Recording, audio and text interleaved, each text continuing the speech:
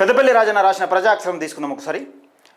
సమాజంలో మనుగడ సాగించే మనిషి సాటి మనిషి మరణిస్తే చావులో కూడా పేద ధనిక అనే భావాలు మనిషి పుట్టుకలో లేని వ్యత్యాసాలు. చనిపోయాక పలకరించే విధానంలో ఎంత తేడా ఉందో చూడండి. అనాథ చనిపోతే రోడ్డు మీద ఎవరిదో పీనుగు పడి ఉందంటారు. పేదోడు చనిపోతే అక్కడ శవం ముందు చాలామంది ఉన్నారంటారు. మధ్యతరగతి మనిషి చనిపోతే డెడ్ బాడీ అని సంబోధిస్తారు. ఓ రాజకీయ నాయకుడు సెలబ్రిటీ చనిపోతే పలానా వ్యక్తి పార్థివ దేహం అని పిలుస్తారు.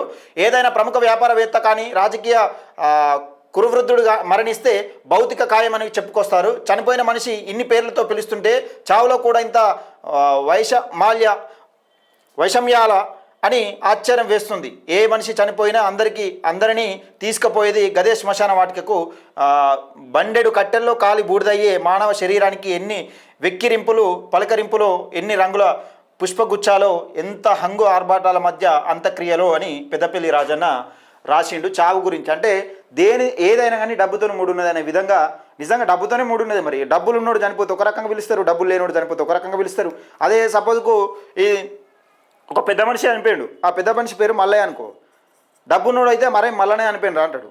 అదే డబ్బు లేని పేదోడు అయితే ఏగా మల్లయ్య చనిపోయినరా ఒక ఇట్లుంటుంది. అంటే డబ్బును బట్టి కూడా చనిపోయిన శవానికి కూడా డబ్బును బట్టి విలువిచ్చే సమాజం మనం బతుకుతున్నాం. ఎవడైనా కాల్చేది గదే. ఇప్పుడు చూస్తున్నావు, బండెడు కట్టెలో కాలి బూడిదయ్యే మానవ శరీరానికి ఎన్ని వెక్కిరింపుల పలకరింపులో అంటూ, ఎన్ని రంగుల పుష్పగుచ్చాలు అంటూ పెద్దపల్లి రాజన్న చాలా మంచి ప్రజాక్షరం.